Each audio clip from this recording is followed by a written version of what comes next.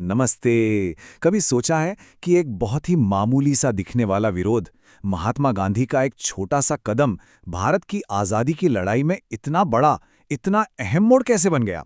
आज हम उसी ऐतिहासिक घटना मतलब नमक सत्याग्रह की कहानी को समझेंगे। यही वो सवाल है जो इस पूरी कहानी के दिल में है। आखिर कैसे रोजमर्रा की एक चीज, नमक, एक पूरे साम्राज्य के खिलाफ इतना शक्तिशाली हथियार बन गई? चलिए इसका जवाब ढूंढते हैं। इस कहानी को समझने के लिए हमें थोड़ा पीछे जाना होगा। 1930 के उस दौर में जब भारत पर ब्रिटिश शासन था, उस वक्त एक ऐसा कानून लागू था जो दिखने में छोटा पर असल में बहुत ही अन्याय से भरा हुआ था। ये था नमक कानून। और ये कहता क्या था? इसके मुताबिक किसी भी भारतीय को अपने ही देश में समुद्र के पानी से नमक बनाने या बेचने की इजाजत नहीं थी। ये हक सिर्फ और सिर्फ ब्रिटिश सरकार के पास था, जिसने इस पर भारी टैक्स भी लगा रखा था। तो इस कानून का असर आखिर पड़ा किस पर? जवाब है हर एक भारतीय पर। और यहीं पर गांधी जी की रणनीति की खूबसूरती दिखती है। देखिए, उन्होंने नमक को ही क्यों चुना? क्योंकि नमक ये तो हर घर की जरूरत है ना? चाहे कोई हिंदू हो या मुसलमान, अमीर हो या गरीब। असली अन्याय तो यही था कि लोगों को अपनी ही जमीन पर अपनी जरूरत की एक मामूली सी चीज के लिए अंग्रेजी हुकूमत को टैक्स देना पड़ रहा था। अब इस अन्याय के जवाब में महात्मा गांधी ने एक बिल्कुल अलग रास्ता चुना। एक ऐसा रास्ता जिसमें हिंसा नहीं बल्कि आत्मबल की शक्ति थी। उनके इस रास्ते का नाम था सत्याग्रह, मतलब सत्य के लिए आग्रह। ये अन्याय से लड़ने का एक अनोखा तरीका था।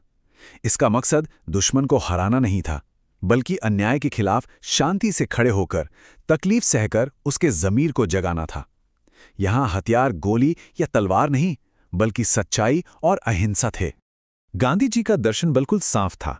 इस अन्याय से भरे कानून का विरोध हिंसा से नहीं बल्कि सच्चाई और शांति से किया जाएगा।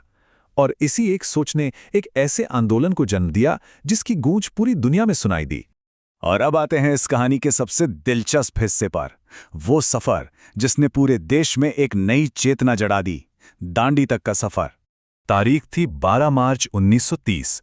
ये वो दिन था जब गांधी जी ने अपने चुने हुए 78 साथियों के साथ गुजरात के साबरमती आश्रम से इस ऐतिहासिक यात्रा की शुरुआत की। लेकिन ये सिर्फ एक पैदल यात्रा नहीं थी। नहीं, ये अपने आप में एक चलता फिरता संदेश था। जैसे जैसे यात्रा आगे बढ़ी, गांधी जी गांव-गांव में रुककर लोगों को सत्याग्रह का मतलब समझाते और इस अन्याय के खिलाफ जगाते गए।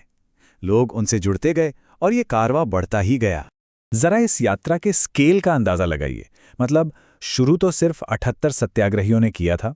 ये सफर चला पूरे 24 दिन। और कितनी दूरी तय की गई? लगभग 240 मील, यानी करीब 390 किलोमीटर। ये कोई मामूली यात्रा नहीं थी, ये तो एक तपस्या थी। और इस तपस्या का असर देखिए।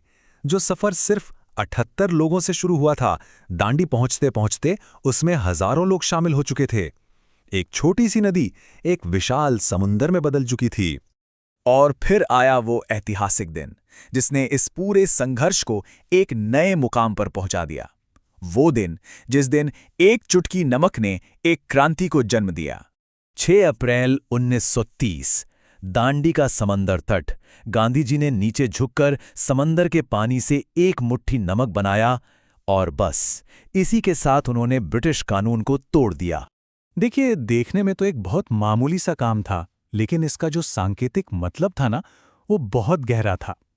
ये इस बात का ऐलान था कि अब भारतीय अन्याय से भरे कानूनों को नहीं मानेंगे। इस एक शांत से काम ने पूरे देश को एक नई ऊर्जा और हिम्मत से भर दिया। तो इस मार्च का अंजाम क्या हुआ? इसका असर कैसा रहा और इससे हमें क्या सीख मिलती है? चलिए इसके प्रभाव को समझते हैं। इसके बाद तो देश भर में लोगों ने खुद नमक बनाना शुरू कर दिया। जवाब में ब्रिटिश सरकार ने हजारों लोगों को गिरफ्तार किया, यहां तक कि महात्मा गांधी को भी। लेकिन आंदोलन रुका नहीं, बल्कि और तेज हो गया। इस घटना ने पूरी दुनिया का ध्यान अपनी तरफ खींचा और यह साबित कर दिया कि अहिंसा की शक्ति एक बहुत बड़े साम्राज्य को भी चुनौती दे सकती है। और इसी वजह से दांडी मार्च भारत की आज़ादी की लड़ाई में एक बहुत बड़ा टर्निंग पॉइंट साबित हुआ।